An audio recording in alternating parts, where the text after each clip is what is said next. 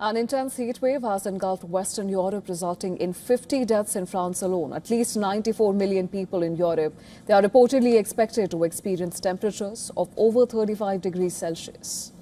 Well, most of them in France and Spain. And this next report decodes how climate change is in fact making heat waves more severe in France.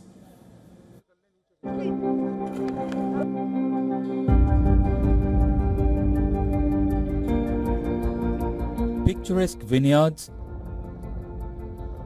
iconic museums, sun-kissed beaches of the French Riviera, and the charming snow-capped peaks of the Alps. France, the country known as the ultimate dream destination in Europe, is in the grip of a brutal heat wave.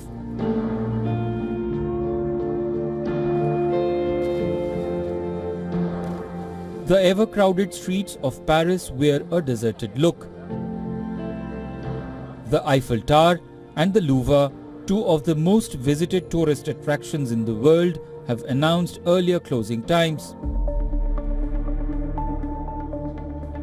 More than half of the country remains under a red heat alert.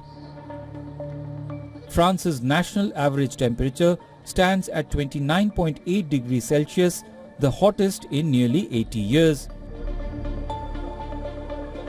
The latest bout of extreme weather has brought first major power outage to the country in decades, leaving around 68,000 households without electricity in northwestern France. The record-breaking heat has brought normal lives to a grinding halt. 1,800 schools have been forced shut. Many others have shortened classroom hours to send students home early. We need to very clearly rethink how exams are organized, so that everything, oral and written, takes place in the morning over the coming years. So we are going to start work on this. In fact, we have already started on the administrative side. We will of course work on it with input from staff and from those involved in the state education system.